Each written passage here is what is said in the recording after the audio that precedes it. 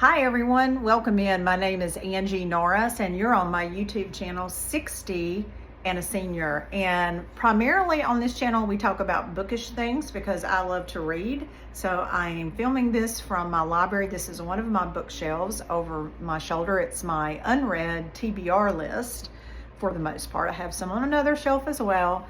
But today we are going to do a book review. On this channel, I primarily do videos that are either book reviews. I talk about my most anticipated new book releases. I do reading wrap-ups each month, and I do TBR list videos of what I'm going to read for the following month. But today I am doing a book review video about a book that I read during the month of January for a book club. It is an annotated book club that I belong to, and I did not choose the book, but it was sent to me and it was time for me to read it in January. And the name of the book is, I don't have it because I've already shipped it on to the next person in our little group of 5. So this annotated book club that we belong to, you purchase a book and then you annotate it and then you pass it along to the next person, and each person annotates it and then it goes around, and when it comes back to you, your book has been annotated by 4 other people. And I absolutely love the concept, but when you receive books from other people, they are books that you did not choose. And so when you sign up to be in the book club, you agree to that. Sometimes we do pick a specific genre, but for the most part, it's an open genre and you get to choose the book. But the caveat is that no one can, all 5 of us cannot have read the book. It has to be a book that we have not read, so that when we get it, you know, we can't just say, oh, well, I've read that and move on. So I had not read the book. I was the second person to read it. I've already passed the book along to the next person, so I no longer have the book. And I'll insert the book cover here, but I have it on my iPad here. There might be a glare on it. But it is called The River is Waiting by Wally Lamb. It was a new release in 2025, and it was in Oprah's book club in 2025. And it was kind of a thick book. I think it was almost 500 pages, 460 something. This was a very, very hard book for me to read. I almost DNF'd it a couple of times, and in hindsight, I should have DNF'd it. Although I have never done that for a book club. I have never DNF'd a book. I have always pushed through and finished reading it, and so I wanted to be able to say that I had done that for this. But I did not like this book at all. I should have DNF'd it. I did rate it, and I did give it 2 stars. Probably should have just gave it 1, but when I passed the book on to the next person, I did give it 2 stars. There were very few redeeming qualities about this book. And I'm just going to put a tab in the description. This is going to be a spoiler video, and I'm going to spoil it for you because I don't want you to read it. Really, don't waste your time. The book starts out in the very first chapter. It is centered around, the primary main character in this book is a man called Corby, and he is married to a woman named Emily, and they have 2-year-old twins, a boy and a girl. Nico and Maisie are the children. And the husband is a commercial artist and the wife is a school teacher. They live in Connecticut. Their marriage is so-so. He lost his job and he is out of work. And because he's out of work, they can't afford daycare. And so he is the primary caregiver for the twins. And he is in a depression, and therefore he drinks and he abuses his Ativan prescription. He's addicted to benzos and alcohol. And he doesn't think his wife knows. He hides it. He hides the alcohol in the cabinet in the kitchen. And he has a prescription for Ativan, but when he's only supposed to take 1, he takes 2. And so the very first chapter of the book opens and he's at home. It's a weekday and he's gotten up. he is getting breakfast ready for the kids, and his wife is getting ready to go to work, and she leaves, and he is going to take the twins to their grandmother's house, and he's going to drop them off so that he can come home and quote unquote supposedly job search. But what he's really going to do is watch Netflix and drink. And so he's, wanting to drop the kids off and get them out the door, and so that he can go on with his day and lie to his wife and tell her that he's looking for a job. That's what he's been doing. This is his routine.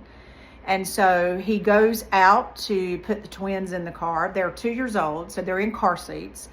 And he has a routine where he normally buckles one in first and then the other one. And for some reason, the one that he buckles in first that day is playing on the ground with some ants or something, and he grabs the other one and puts her in. His neighbor across the street is pulling into their driveway. They've just come back from getting breakfast, and so he gets distracted, and basically he forgets to put the other twin in the car. And then he proceeds to run over that twin with the car. Not once, but twice, because he backs over the twin, and then he can't figure out what that was, so he puts the car in drive and then backs over the child again. And the neighbors are screaming and yelling. He finally gets out of the car. He realizes what he's done. They call the ambulance. The child dies. That's in the first chapter of this book. So from there, it just goes downhill. He does go to prison. When they get to the hospital, they test his blood. And, when the police officers get to his house, they can smell alcohol on his breath. And so they alert the hospital. The hospital asks him to take a blood test, which he agrees to. And, so he has Ativan and alcohol. And he goes to trial or court or whatever. It's a judge. It's not a trial by jury. It's a judge. And the judge sentences him to prison. Initially for 5 years, but then I'm not really sure all how the terminology of that works, but 3 years and then a suspended sentence after that. So he goes to prison, and this whole book is about basically the time that he's in prison. And he is dealing with his grief, and he's dealing with being in prison and the ramifications that come from that. The other thing that I did not like about this book, excuse me, hold on just a second. I need to get a swallow of water. Okay, I'm sorry about that. I had to get a swallow of water. The book actually opens, it's set in 2017. And then he goes to prison for 3 years, and it follows him for the whole time that he's in prison.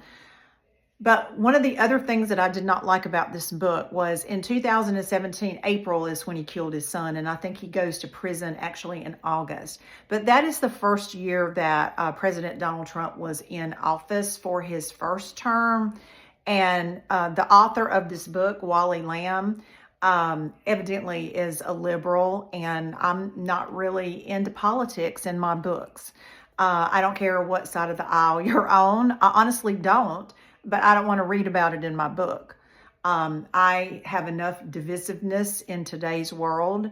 I don't want to read about it. I read a book to escape reality, not to be thrown into all the politics and the trash talking and just the whole, it was not in every chapter, but it was quite a bit of politics in the book. And I don't like that at all. I just don't. And so you may, but I don't. And so that was another reason that I did not like the book. So as I said, this one was a bummer. I truly wish that I had DNF'd it. And, because it was a big book, like I said, it was 468 pages. So it did take me a while to read it because I would pick it up and I was having to annotate it at the same time. So that takes a little longer to read a book when you're annotating it. And I just felt like I had to push through and I had to push through. And that just, I think it took me 10 days to read it, to get through it. I was also listening to an audiobook at the same time. And I just wish that I had not wasted my time. And that reading this book has made me decide that even if it is a book for a book club, and if I'm not enjoying it, that I am not going to waste my time. So I'm sorry if I spoiled anything for you, but no, I'm not really sorry, because I really don't want you to read this book. Don't waste your time. The River is Waiting by Wally Lamb was a downer for me. Should have DNF'd it, but did give it 2 stars. Thank you for watching and subscribing and listening to some of my negative reviews as well as some of my positive reviews. I really do appreciate it. If you've read this book and you do not agree with me, or if you agree with me, I would love to read your comments below. So please make a comment below. If you're not subscribing to my channel, please hit the subscribe button and ring the bell so you'll be notified when I upload a new video. As always, thanks for watching, and y'all have a great day.